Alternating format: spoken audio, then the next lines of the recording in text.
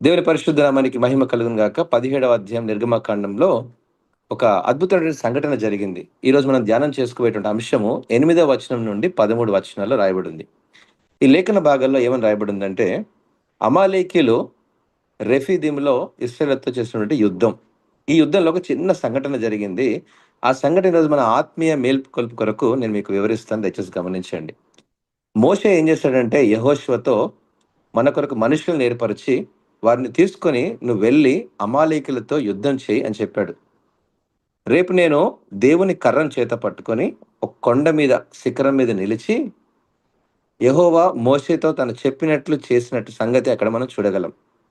అమాలేకులతో వాళ్ళు యుద్ధం చేశారు. అమాలేకులతో యుద్ధం చేయకన్నా ముందు ఒక చిన్న సంఘటన జరిగింది. ఏం జరిగింది అంటే, ఒక రాయి, ఆ రాయి దగ్గర దేవుడు మోషేను ఆ రాయితో నువ్వు మాట్లాడు, అది నీకు నీళ్ళిస్తుంది అంటే, మోషే ఆ రాయితో మాట్లాడకుండా ఆ రాయిని కొట్టిన సంఘటన మనందరికీ తెలిసిందే. బహుశా ఈ గ్రూప్‌లో మీరు జాయిన్ అవుతున్నారు అంటే, ఖచ్చితంగా మీకు వాక్యపు లోతులు మీకు అందరికి అర్థమవుతున్నాయని, మీరందరూ వాక్యం చదివేవారని నేను ఆశిస్తున్నాను. ఎందుకంటే చాలామంది ఈ సమయంలో ప్రార్థనలో జాయిన్ అవ్వడం అంటే అంత ఆషామాషీ కాదు. 7 గంటలకే నేను పెట్టవచ్చు. కానీ చాలా చాలా ప్రేయర్ గ్రూప్స్ ఉన్నాయి 7 గంటలకి. అందుకే నేను ఎవరిని డిస్టర్బ్ చేయొద్దని, మరి ఆయా పరిచర్యలు, ఆయా విభాగాల్లో మీరందరూ పరిచర్య చేస్తున్నారు కాబట్టి, ప్రతి ఒక్కరిని మేము గౌరవిస్తూ, మీరింకా పరిచర్య చేయాలని నా ఉద్దేశ్యం. మీరందరూ చిన్న చిన్న ప్రేయర్ గ్రూప్స్ నడిపించండి. వాట్సాప్ ద్వారా, గ్రూప్స్ ద్వారా. మరి చిన్న చిన్న ఇద్దరు, ముగ్గురు ఎక్కడ కూడుంటారో అక్కడ యేసు ప్రభు ఉన్నాడు.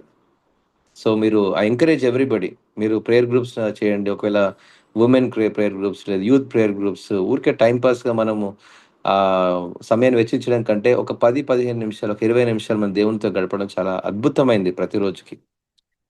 అయితే వాక్యంలోకెళ్దాం. మనం ముందుకు వెళ్ళినట్లయితే యెహోషువ మోషే చెప్పినట్టు చేశాడు. యుద్ధం ఆడడానికి బయలుదేరి వెళ్ళాడు. కానీ మోషే మాత్రము ఆ కొండ శిఖరం మీద ఎక్కి అతనితో పాటు అహరోను, హూరు. ఎవరండి? అహరోను, హూరు. వీరిద్దరూ మోషేతో అక్కడ కొండ మీద ఉన్నారు.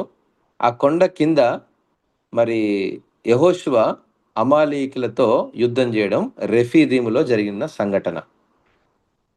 ఇక్కడ ఏం జరిగిందంటే ఒక చాలా అద్భుతమైన సంఘటన జరిగింది. 11వ వచనం చదువుతాను గమనించండి. నిర్గమకాండము 17, 11. మోషే తన చెయ్యి పైకెత్తినప్పుడు ఇశ్రాయేలీయులు గెలిచిరి. మోషే తన చెయ్యి దింపినప్పుడు అమాలేకీయులు గెలిచిరి. మోషే చేతులు బరువెక్కగా వారు ఒక రాయి తీసుకొని వచ్చి అతడు దాని మీద కూర్చుండుటకై దాన్ని వేసిరి. అహరోను, హూరులు ఒకడు ఆ ప్రక్కను, ఈ ప్రక్కను, ఒకడు ఆ ప్రక్కను అతని చేతులను ఆదుకొనగా అతని చేతులు సూర్యుడు అస్తమించు వరకు నిలకడగా ఉండెను.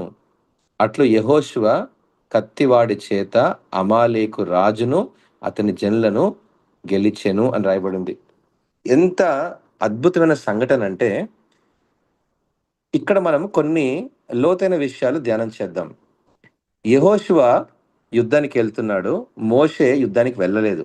మోషే ఏం చేశాడు? కొండ మీద ఉన్నాడు. మోషేతో పాటు అహరోను, హూరు ఉన్నారు. గమనించండి, జాగ్రత్తగా గమనించండి. ఇక్కడ లోతైన సత్యాలు ఉంటాయి. మోషేతో పాటు ఎవరున్నారు? అహరోను, హూరు ఉన్నారు. మోషే కొండ మీద ఉన్నాడు. కొండ కింద యెహోషువ యుద్ధం చేస్తున్నాడు. అమాలేకీయులు శత్రువులు. వాళ్ళని ఇప్పుడు తరిమి కొడితేనే గాని ఆ యొక్క కనాను దేశంలో ప్రవేశించలేరు.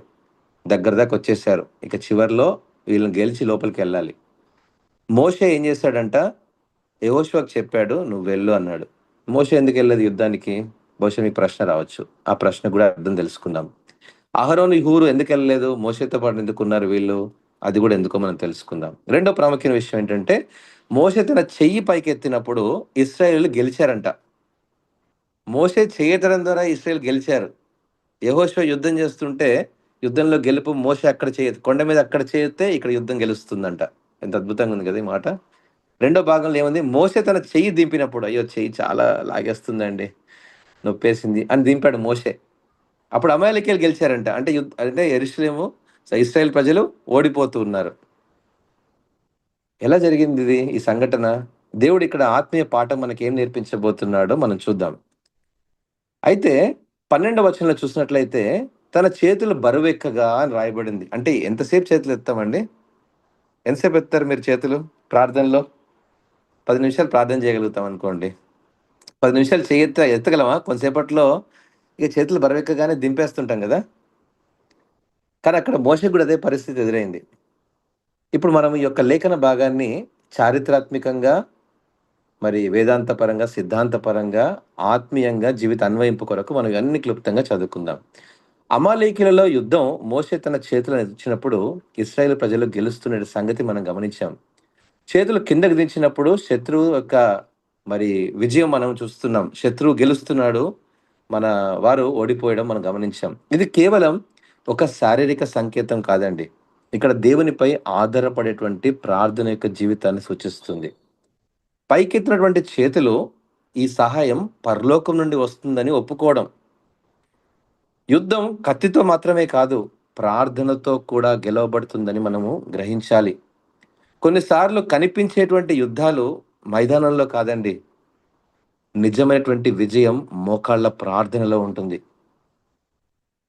మోషే చేతులు అలసిపోయినప్పుడు గమనించండి, ఇక్కడ అహరోను, హూరు వారి యొక్క చేతుల మీద ఆధారపడింది. మోషే చేతులు అలసిపోయినప్పుడు ఏం చేశారు? అహరోను, హూరు ఆ చేతులు అలా నిలబెట్టి పట్టుకున్నారు. ఎంతసేపు పట్టుకోగలరు? ఎంతసేపు అంటే సూర్యుడు అస్తమించేంత వరకు. దానిలో మనం గొప్పగా నేర్చుకోవాల్సినటువంటి ఆత్మీయ పాఠం ఏంటంటే, మోషే ఒక్కడి వల్ల అవ్వలేదది. మరలా అహరోను, హూరు వంటి సహవాసం అవసరమైంది. ఈరోజు మనము ఒక నాయకుడు ఒంటరిగా యుద్ధం గెలవడు. గుర్తుపెట్టుకోండి. ఒంటరిగా పరిచర్య చేస్తే మీరు గెలవరు. ఒంటరి పరిచర్య కాదు. అపోస్తలుడైన పౌలు గూడా తిమోతి లాంటి వాడినే తర్వాత సంసిద్ధం చేశాడు. మోషే కూడా యెహోషువ వంటి నాయకుడిని సంసిద్ధత చేస్తున్నాడు. ఈరోజు విశ్వాస జీవితంలో గమనించండి. నా తర్వాత, నా తర్వాత ఈ మినిస్ట్రీ నాకే ఉండాలి అనుకోవడం అది అహంకారం. నాతో పాటు నేనంతా కలిసి పని చేయాలనుకోవడమే సహవాసం. సహవాసంలోనే దేవుడు విజయాలు చూపిస్తాడు. ఇక్కడ మోషేకి ఎంత జ్ఞానం ఉన్నా, ఎంత అభిషేకం ఉన్నా, మోషేతో పాటు అహరోను, హూరు గనక లేకపోయి ఉంటే ఆనాడు ఆ యుద్ధాన్ని దేవుడు వారికిచ్చేవాడు కాదు. సో, ఈరోజు గమనించండి. చాలా సార్లు ఈరోజు నేను నా గురించే చెప్తాను. ఎందుకంటే ఇతరులను మనము బాధ పెట్టేది గాదు. నేనొక్కడినే పరిచర్య చేస్తున్నానని చెప్పాననుకోండి, పతనం అయిపోతాను. నాతో పాటు మనందరం కలిసి ప్రార్థించగలిగితేనే ఈ పరిచర్య ముందుకెళ్తుంది. అది ఎవరి పరిచర్య అయినా అంతే.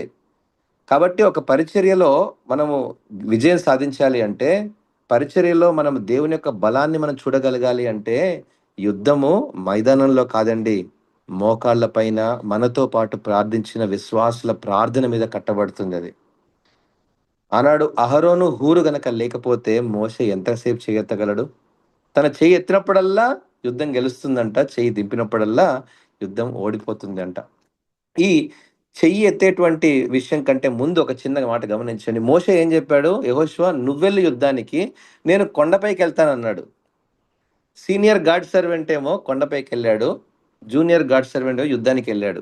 ఇది మనం నేర్చుకోవాల్సినటువంటి ఆత్మీయ పాఠం ప్రియమైన బిడ్డలారా. మనం వయస్సులో ఎదుగుతూ ఉన్నప్పుడు, మన జీవితంలో పరీక్షల్లో ఎదుగుతూ ఉన్నప్పుడు, మనము ఇతరులకు కూడా భాగస్వామిగా ఇచ్చేటువంటి అనుభవాన్ని నేర్చుకోవాలి. నేను మాత్రమే ఉండాలి పరిచర్య అనేటువంటిది అది అబద్ధం. అలాంటి పరిచర్య బైబిల్‌లో ఎక్కడ లేదు.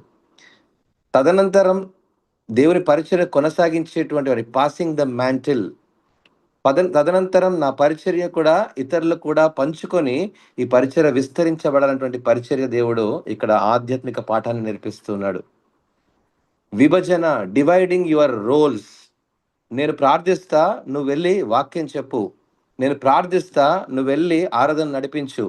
నేను ప్రార్థనలో ఉంటాను, నువ్వు బల్లను పంచు. నేను ప్రార్థనలో ఉంటాను, నువ్వు ప్రాంతానికి వెళ్లి సువార్తను ప్రకటించు అనేటువంటి నాయకత్వము చాలా అద్భుతమైనటువంటి పాఠం మోషే, యెహోషువ దగ్గర నేర్చుకోవాలి. యెహోషువ కత్తి పట్టుకొని యుద్ధానికెళ్ళాడు. యెహోషువ చెప్పాలంటే ప్రాణము పణంగా పెట్టుకొని ఎళ్ళాడు. దాని వెనక విజయం ఎవరిదండి అంటే మోషే నాయకత్వంలో you are dividing the order of your roles. నీకిచ్చినటువంటి పాత్ర, ఒకవేళ నువ్వు సంఘంలో నీకు ప్రార్థన అనే పాత్ర ఇస్తే నువ్వు ప్రార్థన చేయాలి అంతే. ఎంత సమయం ప్రార్థన చేయాలండి? ఒక వ్యక్తి నా దగ్గరకొచ్చి అన్నాడు, "అన్న ఏందన్నా ఊరికే నాకు ప్రార్థన ఇస్తున్నావు, నాకెప్పుడు వాక్యం ఇవ్వవా?" అంటే ప్రార్థన, వాక్యం 2 బలమైన ఆయుధాలే.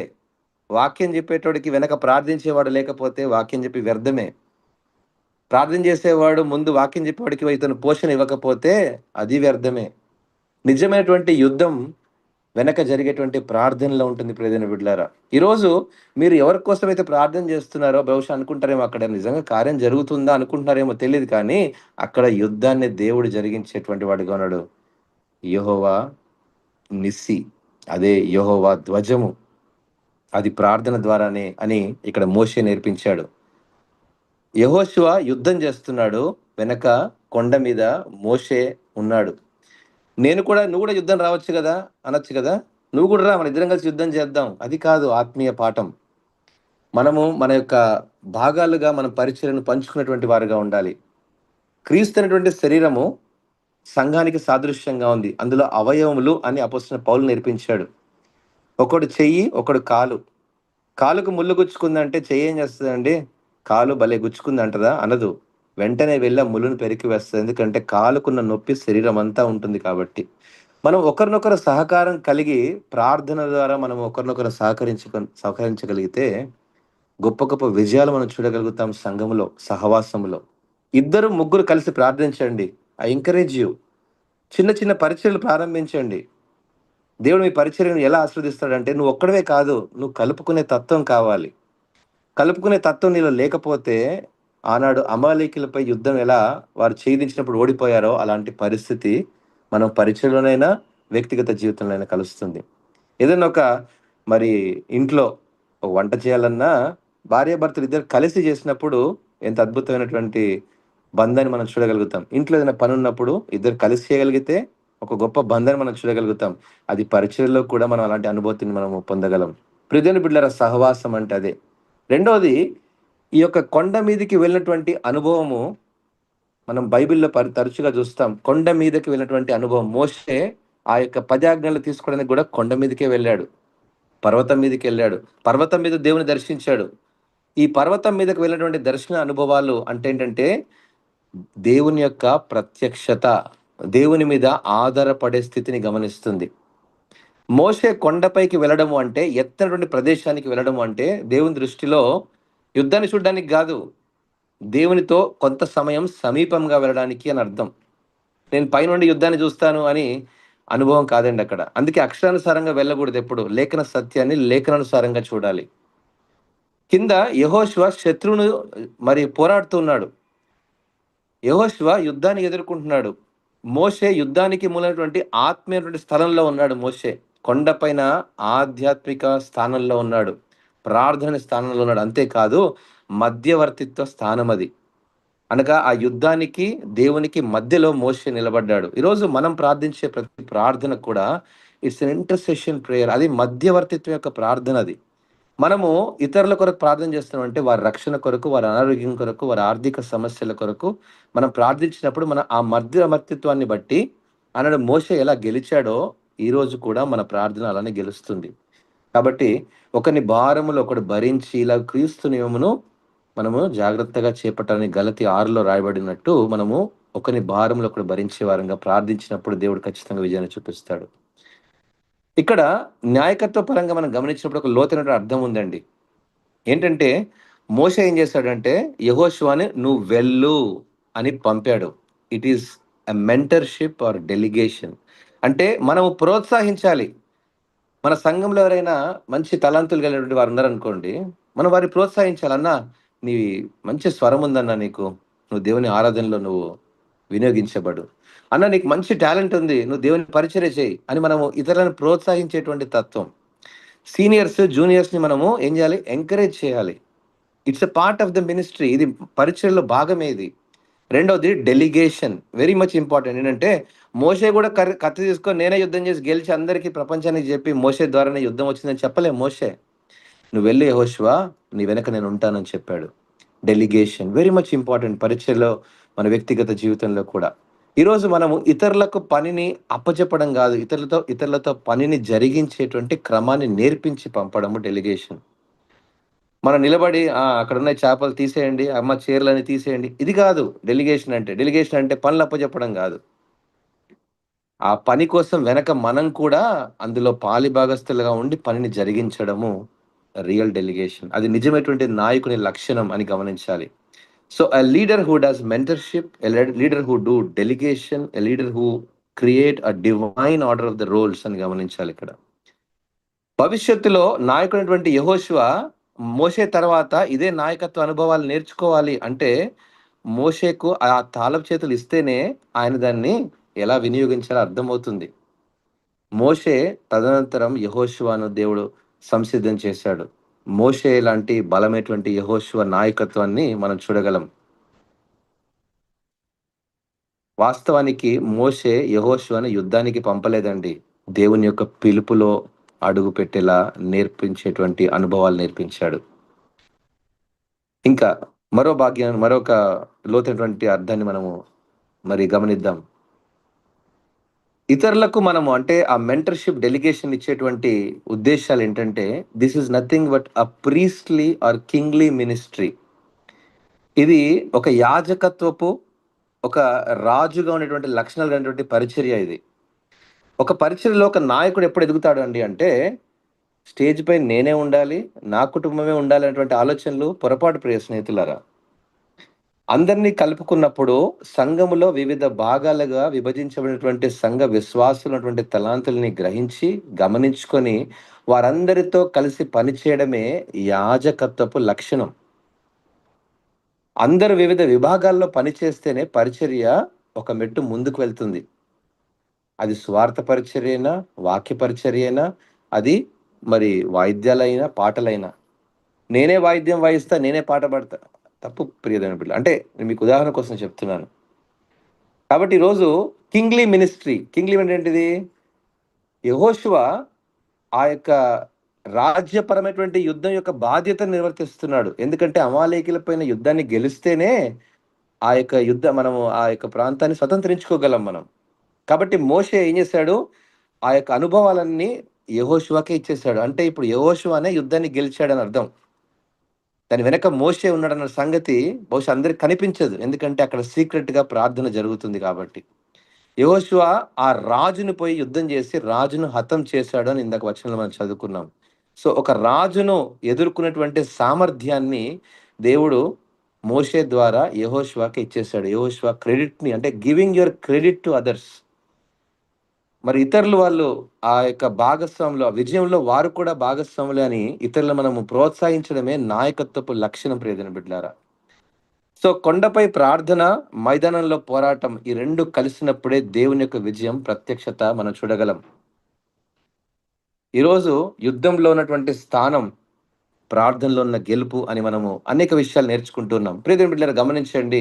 మోషే చేతులెత్తినప్పుడు మోషే అలసిపోయాడు. అహరోను, హూరు లేకపోతే ఆనాడు విజయాన్ని చూసేవాళ్ళు కాదు. These are the secret people in your ministry. ఈరోజు నీ విజయం వెనక కొందరి రహస్య ప్రార్థన ఉంది ప్రియమైన బిడ్డలారా. బహుశా నీ తల్లిది కావచ్చు, నీ తండ్రిది కావచ్చు. బహుశా నీ సంఘంలో ఏమైనా ప్రార్థన వీరులు కావచ్చు, ప్రార్థన యోధులు కావచ్చు. లేకపోతే నీ సంఘంలో దైవజనులు కావచ్చు. బహుశా వారి యొక్క వ్యక్తిగత సమయాల్లో వారు మోకరించి నీ కోసం ప్రార్థిస్తుండవచ్చు. ఎవరికైనా నువ్వు ప్రార్థన అంశం చెప్పావేమో, మర్చిపోయి ఉంటావు. కానీ వాళ్ళు ప్రార్థన చేస్తున్నారేమో అక్కడ. ఈరోజు మన విజయాల వెనక రహస్య ప్రార్థనలున్నాయి. అహరోను, హూరు వంటి ప్రార్థనలున్నాయని మనం ఎప్పుడు మర్చిపోవద్దు. అది దేవుని తన యొక్క వారి సహకారంగా జరిగించేటువంటి ఈ యుద్ధ భూమిలో విజయాలు మనం చూడగలం. మరలా చెప్తాను గమనించండి. ఒక నాయకుడనేవాడు ఏ యుద్ధమైనా ఒంటరిగా గెలవడు అని ఆత్మీయ పాఠాన్ని నేర్చుకోవాలి. విశ్వాస సమాజం అతనికి బలంగా నిలబడింది కాబట్టే ఆ సహవాసమే ఆ గెలుపుకు పునాది. అలసట వచ్చినప్పుడు చేతులు దిగిపోకుండా ఎవరో పట్టుకోవాల్సిందే. కొన్నిసార్లు ప్రార్థనలో అలసిపోతాం, పరీక్షలో అలసిపోతాం. పర్వాలేదు. ఇతరులకు అవకాశం ఇవ్వాలి. ఇతరులను కలుపుకోవాలి. అందరం కలిసి ప్రార్థిస్తేనే ప్రార్థనలో విజయం. నాకే వాక్యం వచ్చని నేనే వాక్యం చెప్పాననుకోండి ప్రతిరోజు మీకు బోర్ కొడతది. కదండీ! తర్వాత ఏమనిపిస్తది? అలవాటైపోతది. అదే మనము ఏం చేస్తాం ప్రతిరోజు బెండకాయ కూర తిన్నారనుకోండి. ఎన్ని రోజులు తింటారు? 3 రోజులు తింటారు. 4 రోజులు తింటారా? ఐదో రోజు తింటారా చెప్పండి? తినలేం. మన శరీరమే ఒప్పుకోదు. ఆత్మ ఎలా? కాబట్టి మనం జాగ్రత్త కలిగి ఈ యొక్క మధ్యవర్తిత్వ యొక్క ప్రార్థన, ఆత్మీయ భాగస్వామ్యం, సహవాసం ఇవన్నీ కూడా మనం ఎప్పుడైతే కలుపుకుంటూ ప్రతిరోజు ఈ అనుభూతిలో అడుగులు ముందుకు వేయగలుగుతామో, దేవుని యొక్క ఆధ్యాత్మిక సత్యాలు మనం చూడగలం. అంతేకాదండి, మోషే చేతులు ఎత్తడం అనేటువంటి సత్యం ఎక్కడైతే మోషే చేతులెత్తాడో అనగా పరలోకం మీద ఆధారపడిన స్థితి. ఒకవేళ మీరు వ్యక్తిగతంగా ప్రార్థన చేస్తున్నప్పుడు ఈ అనుభవంతో ప్రార్థన చేయండి. వ్యక్తిగతంగా, వ్యక్తిగతంగా. ఎందుకంటే మనం బాహ్యంగా ఇతరుల ముందు మనం యాక్టింగ్ చేయాల్సిన అవసరం లేదు. వ్యక్తిగతంగా రహస్యంగా ప్రార్థించినప్పుడు 2 చేతులు పైకెత్తి దేవుని మీద ఆధారపడి ఒకసారి ప్రార్థన చేసి చూడండి. గొప్ప అనుభవాలు మీరు చూడగలుగుతారు. ఇది మోషే అటువంటి ప్రార్థన నేర్పించాడు. రెండవది, ఎక్కడైతే ప్రార్థన బలహీనపడిందో అంటే చేతులు దిగిపోయిన స్థితి మోషే. అక్కడ ప్రార్థన బలహీనం అయిపోయింది. యుద్ధం ఓడిపోవడం మొదలుపెట్టారు. ఒకవేళ నీ విశ్వాస జీవితంలో బహుశా నిరాశ వచ్చిందేమో, నిస్పృహ వచ్చిందేమో, కృంగిపోయిన స్థితి వచ్చిందేమో. పర్వాలేదు. Don't worry. బాధపడకు. ఎవరికైనా ఫోన్ చేశానా నా కోసం ప్రార్థన చేయని చెప్పు. వారి ప్రార్థన ద్వారా మరలా నీకు పునరుద్ధాన బలం మరలా పొందుకోగలుగుతావు. మోసే చేతులు అలసిపోయినప్పుడు చేతులు పైకెత్తిన వాడు కత్తి పట్టిన వాడి కంటే లోతైనటువంటి యుద్ధం చేశాడు ప్రియమైన బిడ్డలారా ఇక్కడ. కత్తి పట్టుకున్న యెహోషువ యుద్ధం ఓడిపోతున్నాడు. అహరోను, హూరు 2 చేతులు పైకెత్తారు. మళ్ళా యుద్ధం గెలిచారు. ఎంత గొప్ప అనుభవం కదా ఇది.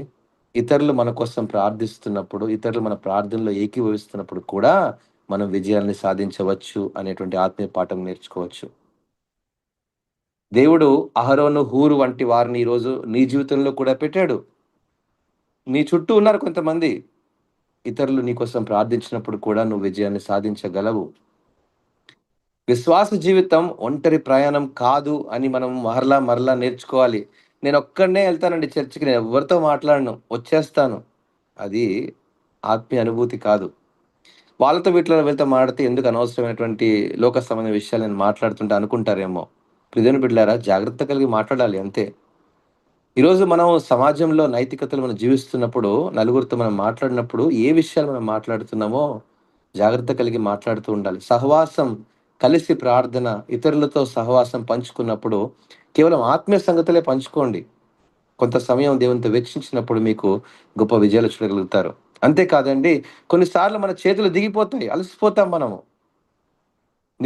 మనము నిరాశలోకెళ్ళిపోతాం. కొన్నిసార్లు కృంగిపోయిన స్థితి, కొన్నిసార్లు నష్టము, అనారోగ్యం, ఆర్ ఆర్థిక ఇబ్బందులు, ఆఫీస్‌లో, వ్యాపారంలో కొన్ని ఇబ్బందులు, చదువులో. అందుకే అలాంటి సమయంలోనే నిరీక్షణలో, బాధలో సమాధానం ఆలస్యమైనప్పుడు హూరు, అహరోను లాంటి ప్రార్థనలు మనకు కావాలి. ఒంటరిగా పోరాడినటువంటి వారు అలసిపోవచ్చు కానీ, కలిసి ప్రార్థించిన వారు ఖచ్చితంగా విజయాన్ని మాత్రమే చూస్తారు ప్రియమైన బిడ్డలారా.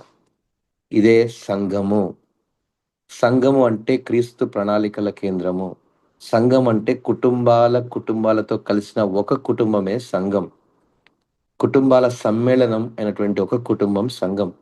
అందులో క్రీస్తే మన శిరస్సు. అందులో దైవజనులు, సేవకులు, ప్రార్థించేవారు, విశ్వాస వీరులు అందరూ కలిసినటువంటి సమాజమే సంఘము. సంఘం కేవలం అందరూ కూడుకోవడం సమావేశం కాదు. యుద్ధంలో మన భుజాన్ని ఎత్తేటువంటి ప్రార్థన స్థలం సంఘం. మంచి సంఘంలో ఉండండి. ప్రార్థించే సంఘంలో ఉండండి. వాక్యం చెప్పేటువంటి సంఘాల్లో ఉండండి. మీరు ఏ ప్రాంతంలో ఉన్నారో, ఒకవేళ మీరు విదేశాల్లో ఉన్నా, ఇండియాలో ఉన్నా, ఆంధ్రాలో ఉన్నా, తెలంగాణలో ఉన్నా, ప్రార్థించే సంఘం వైపు మీరు పరిగెత్తండి. మీ కొరకు ప్రార్థించే సంఘం, వాక్యం చేత మిమ్మల్ని పోషించే సంఘం, ఇది ఆత్మీయమైనటువంటి సంఘం. మరొక జీవిత అన్వయింపు నేర్చుకుందాం. ఏంటంటే, విజయము శక్తి వల్ల కాదు. మన చేతుల్లో కత్తి ఉంది, తుపాకీ ఉంది, నేను యుద్ధం సాధించేస్తా అని కాదు యెహోషువ యొక్క విజయం. గమనించండి, సమర్పణ వలన వస్తుంది. ఒబీడియన్స్, విధేయత, సమర్పించుకునే సబ్మిషన్. మోషే చెప్పాడు, యెహోషువ నువ్వెళ్ళి యుద్ధం చెయ్యి అంటే, యెహోషువ ప్రశ్నలు వేయలే, మాట్లాడలే, కంప్లైంట్స్ ఇవ్వలేదు. సబ్మిషన్. ఒక సేవకుడు, ఒక దైవజనుడు ఒక పనిని అప్పజెప్తే అది క్లీన్ చేసే పనైనా, సంఘంలో చేపలెత్తే పనైనా గమ్మున చేయాల్సిందే. కొన్ని పనులు చెయ్యాలి. చెప్పినప్పుడు, దైవజనులు చెప్పినప్పుడు చేయాల్సిందే. పెద్దలు చెప్పినప్పుడు లేదా సంఘంలో ఉన్న పెద్దలు ఏదైనా ఒక చిన్న పనప్ప చెప్తే, "అయ్యా నువ్వు వెళ్లి ఒక బిస్కెట్ ప్యాకెట్ కొనుక్కొని రా" అంటే, "ఏంటి ఏమనుకుంటున్నావు? నేను కలెక్టర్‌ని, నేను ఆఫీసర్‌ని, నాకు ఇలాంటి పనులు చెప్తావా?" కాదు ప్రియమైన బిడ్డలారా. Submission is the ultimate secret of success. మన విజయాలకు రహస్యం దేవునిలో దేవుని పనిలో, దేవుని యొక్క ప్రజల మధ్యలో, అది చిన్నవాడైనా, పెద్దవాడైనా సమర్పణ కలిగినటువంటి అనుభవాలే విజయాన్ని సాధింపజేస్తాయి. మోషే చేతులు ఎత్తి ఉంచడం అనేది, "ప్రభువా! ఈ యుద్ధం నాది కాదు, నీది" అనేటువంటి సమర్పణ. మనం ప్రార్థించినప్పుడు, "ప్రభువా! ఈ విజయం ఇదే, యుద్ధం యెహోవాదే." హల్లెలూయా! ఎంత అద్భుతమైనటువంటి ఆత్మీయ సంగతులు ఈ యొక్క అంశాల్లో ఉన్నాయి కదా ప్రియమైన బిడ్డలారా. కాబట్టి ఈరోజు గమనించండి. నిశ్శబ్ద ప్రార్థన, దేవుని మీద సమర్పణ, ఒబీడియన్స్ విధేయత, అంతేకాదు తదనంతరం పరీక్షల్లో భాగాలుగా ఎన్నో ఆత్మీయ సంగతులన్నీ కూడా ఏవైతే నేను నేర్పించానో, బోధించానో, ఇందాక చూపించినటువంటి యాప్ ద్వారా కూడా మీరు చదువుకోవచ్చు. ఈరోజు నేను ఏదైతే మీకు వివరిస్తున్నానో, మీరు కూడా ఇలాంటి వివరణ ఇతరులకు ఇవ్వగలగాలి. వాక్యాన్ని లోతుగా ధ్యానించండి. పరిశుద్ధాత్మ ద్వారా దేవుడు మీకు బయలుపరుస్తాడు. మీరు కూడా పరిచర్య చేయండి. వాక్యాన్ని బోధించండి. ఈ గ్రూప్‌లో ఈ ప్రార్థనలో ఎంతమంది ఉన్నారు? 15 మంది ఉన్నారు. యేసుక్రీస్తు ప్రభువారికి 12 మందే శిష్యులు. చివరికి 11 అయ్యారు. 11 మంది బూదిగంతంలోకెళ్ళి సువార్త ప్రకటించారే, 15 మంది ఇంకెంత చేయగలం ఆలోచించండి ఒకసారి. 11 మంది బూదిగంతాలకెళ్ళి సువార్తను ప్రకటిస్తే, తోమ మన ఇండియాకొస్తే, ఇండియాలో ఉన్న చీకటిని తీసేసి వెలుగు దిశగా నడిపిస్తే, ఈరోజు నీవు కూడా నీ కుటుంబము, నీ సంఘములో, నీ పరిచర్యలో దేవుడు నిన్ను కూడా నిలబెట్టుకుంటున్నాడు. నీ వెనకున్న రహస్య ప్రార్థన బహుశా నీ భార్య ప్రార్థన చేస్తుందేమో, నీ భర్త ప్రార్థన చేస్తున్నాడేమో, నీ సంఘం ప్రార్థన చేస్తుందేమో. ఆ రహస్య ప్రార్థనలు నిన్ను నిలబెడతాయి. కృంగిపోవద్దు ప్రియ దేవుని బిడ్డలారా, నిరాశ పడవద్దు. దేవుడు ఎన్నుకున్నాడు, ఎంచుకున్నాడు, నీ పరిచయం నిలబెట్టుకున్నాడు. ప్రభా నేనున్నాను అని చెప్పాడు యెషయా. యెషయాకి గొప్ప అద్భుతమైన ప్రవచనాలు ఇచ్చాడు. నేనున్నాను ప్రభా నన్ను పంపు అన్నాడు. అంతే. నేనున్నాను ప్రభా నీ పరిచర్య చేస్తాను. ఒక అడుగు ముందుకు వెయ్యి. దానికి కావాల్సిన ప్రతి అవసరతలు, వనరులు, ఆర్థిక స్థితి అన్ని దేవుడు సమకూరుస్తాడు. ఒకసారి ప్రయత్నించి చూడు. ఖచ్చితంగా దేవుడు ఇస్తాడు. నీ మీద నువ్వు ఆధారపడకు. నీ శక్తి మీద నువ్వు ఆధారపడకు. యెహోషువ ఆ కత్తి మీద ఆధారపడలేదు. వెనకున్న ప్రార్థన మీద ఆధారపడ్డాడు. దానికి రహస్యంగా ఉన్న అహరోను, హూరుల మీద ఆధారపడ్డాడు. వారున్నారులే చూసుకుంటారులే అనుకున్నాడు. ఎత్తిన చేతులు తెరచినటువంటి పరలోకాన్ని ఆహ్వానిస్తున్నాయి ప్రియమైన బిడ్డలారా. నీ పరిస్థితి అమాలేకీయుల్లా శత్రువులుగా బలంగా కనబడ్డా, ప్రార్థనలో నీ వెనకున్న మోకాళ్ళ ప్రార్థన యుద్ధాలు మైదానంలో కాదు, ప్రార్థనలో, మోకాళ్ళ ప్రార్థనలో ఉంటాయని గమనించండి. ఈరోజు ఈ మధ్యవర్తిత్వ యొక్క ప్రార్థన, the theology of intercession, you have to understand much deeply. మనము మధ్యవర్తిత్వంగా ఉండి ప్రార్థించిన ప్రతి ప్రార్థన విజయం వైపే. ఖచ్చితంగా విజయమే. ఈరోజు మనము కొండపై ఉన్నటువంటి మోషే ప్రజల తరపు నిలబడ్డాడు. యెహోషువ యుద్ధ రంగంలో ఉన్నాడు. మోషే ప్రార్థనలో యుద్ధాన్నే మోస్తున్నాడు ప్రియమైన బిడ్డలారా. అలసిపోతున్న అహరోను, హూరులు యుద్ధం మొత్తం మోషే చేతుల్లోనే ఉంది ఇప్పుడు. భూమిపై జరిగేటువంటి అనేక యుద్ధాలు పరలోక సంబంధమైనటువంటివని గ్రహించగలగాలి. విజయం కేవలం సైనికుల యొక్క లేదా ఈ యొక్క యుద్ధం చేసేటువంటి వారి యొక్క వ్యూహం వల్ల కాదు. It's not by strategies. It's by the covenant relationship. నిబంధన యొక్క సంబంధం ప్రియమైన బిడ్డలారా ఇదంతా. మరి మన జీవితంలో మన కష్టం అని సంపాదన ద్వారా మనం మంచి కారు కొనుక్కున్నాం, ఇల్లు కొనుక్కున్నాం అనుకుంటున్నారేమో. దాని వెనక there is a covenant God behind you. దేవుడు మీ వెనక ఉండి వాటిని సమకూరుస్తున్నాడు అని గ్రహించగలగాలి. మన విశ్వాస జీవితంలో ఇది ఆధ్యాత్మిక పాఠం. ఈ సంఘటనలు ఏం నేర్పిస్తున్నాయంటే ప్రజల బిడ్డలారా, అమాలేకీయుల్ని ఓడించింది బలం కాదు, దేవుని యొక్క సన్నిధి. మన అనుదిన జీవితంలో కూడా అనేకటువంటి పోరాటాలుంటాయి. అనేకమైన యుద్ధాలు బహుశా మీరుంటాయి. కలహాలు, గొడవలు, కోర్టు కేసులు, భార్యాభర్తల విభేదాలు ఎన్నో ఉంటాయి. మోకాళ్ళ ప్రార్థనే వాటన్నిటికి విజయాన్ని తీసుకొనొస్తది. మీరొక్కరే కాదు, సహవాసంలో ప్రార్థించండి. క్రీస్తు గొప్ప యుద్ధాలు మనం చూడగలుగుతాం. మోషే చేతులు ఎత్తించడం అనేటువంటిది కూడా యేసుక్రీస్తు యొక్క మధ్యవర్తిత్వం. It's intercession of Christ. తండ్రికి మనకు మధ్యలో క్రీస్తున్నాడు. మనం చేతులు ఎత్తినప్పుడు, ప్రభా యేసయ్య, నువ్వే మాకు ఆధారం, నువ్వే మా ద్వారం, నువ్వే మా నిరీక్షణ, నీవు తప్ప నాకెవ్వరు లేరయ్యా, నా సొల్యూషన్ నువ్వే, నా సమాధానం నువ్వే, నా ఆన్సర్ నువ్వే అని చెప్పినప్పుడు, then Christ will intercede in your prayer. ఆయనే మన మధ్యవర్తంలోకి వచ్చి మన మధ్యవర్తిగా ఉండి మన పక్షమున ఆయన విజ్ఞాపన చేసేవాడిగా ఉంటాడు. ఈరోజు మనము అటువంటి అన్ని అనుభవాలన్నీ కూడా కేవలం 5 వచనాల్లోనే నేను మీకోసం బహుశా 40 నిమిషాలు ఈ విషయాన్ని మీకు నేను జ్ఞాపకం చేస్తున్నాను. ఎన్ని లోతైనటువంటి మర్మాలు, అనుభవాలు గనక వాక్యం మనం చదవలేకపోతే ఈ లోతైన విషయాలు మనకు తెలియవు. క్రీస్తు చాపినటువంటి 2 చేతులే ప్రియదేవుని బిడ్డలారా, ఈరోజు నీకు నాకు మన ప్రతి పాపానికి విడుదల. ఆయన మనకు మధ్యవర్తిగా ఉన్నాడు. మన పాపం విడిపించడానికి, తండ్రికి మనకు మధ్యలో సంబంధాన్ని కుదిర్చడానికి.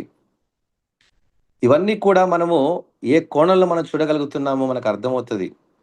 ఆనాడు మోషే ఎత్తినటువంటి 2 చేతులు యేసుక్రీస్తు ప్రభువారి శిలువలో చాపిన 2 చేతులకు సాదృశ్యంగా ఉంది. అలసిపోకుండా, సొలయకుండా బహుశా యేసు ప్రభువారిని 2 చేతులు చాపయ్యా అంటే ఆయన చాపించుతాడేమో కానీ అలసిపోతాడేమో అని 2 చేతులకు మేకులు కొట్టారు. ఆ 2 మేకులు ఆనాడు అహరోను, హూర్‌లకు సాదృశ్యంగా ఉంది.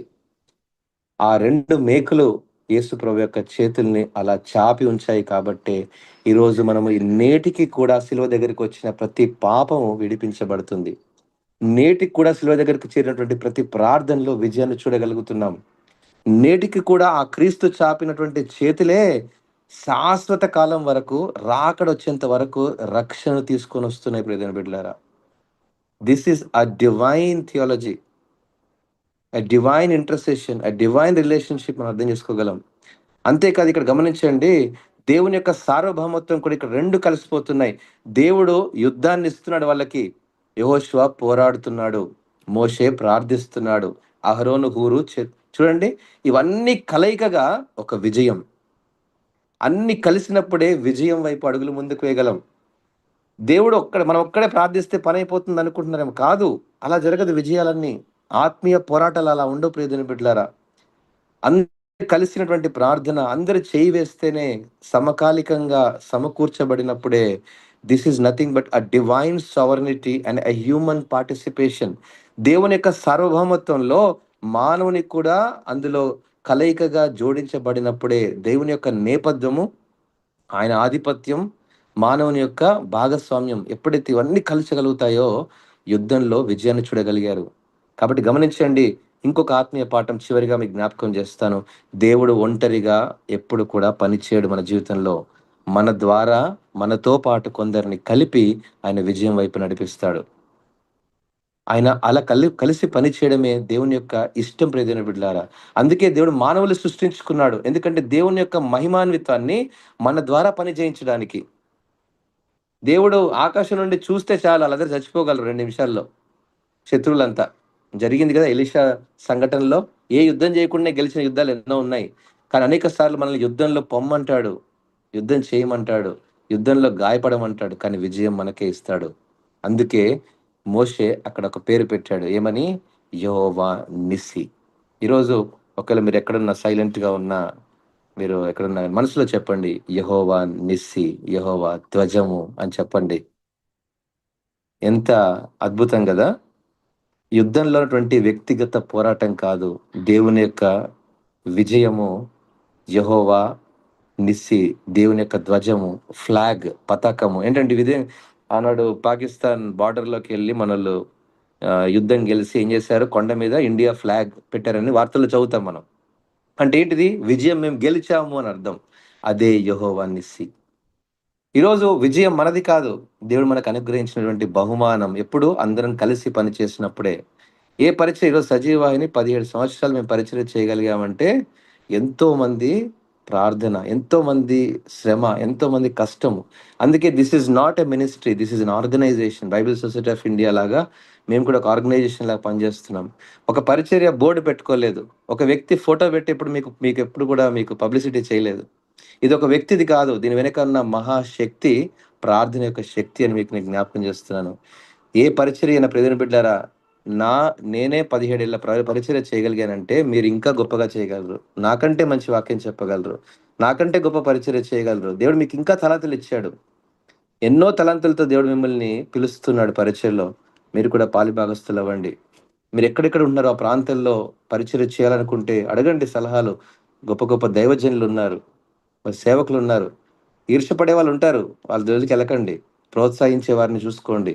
ఒక ఆత్మీయ నాయకుల్ని సిద్ధం జేసుకోండి. మంచి అన్నల్ని లేపోతే దైవజనుల్ని పెట్టుకోండి. మీ యొక్క మంచి దిక్సూచి ఇచ్చే వాళ్ళని. మంచి గైడెన్స్ ఇచ్చే వాళ్ళని పెట్టుకోండి. This is nothing but a corporate priesthood. సమూహిక యాజకత్వం ప్రియదేవుని బిడ్డలారా. మోషే చేతులు ఎత్తడము, దాని వెనక హూరు, అహరోనులు పట్టుకోవడమే మరి పరిచర్యలో వారి విభాగాలుగా ఉండి పరిచర్యలో పని చేయడం అని గమనించగలం. విజయం వెనక మోషే చేతుల్లో ప్రారంభమైంది కానీ, యెహోషువ ఖడ్గంలో ప్రత్యక్షత కనబడింది. ఆ చివరికి ఆ రాజును హతం చేశాడు. అక్కడ విజయాన్ని చూశారు. ఫైనల్ ఎగ్జిక్యూషన్ యెహోషువ చేశాడు. గమనించారా? ఇవన్నీ సమకాలీనంగా జరిగాయి కాబట్టే యెహోవా నిస్సి, యెహోవా ధ్వజం అని చెప్పబడింది.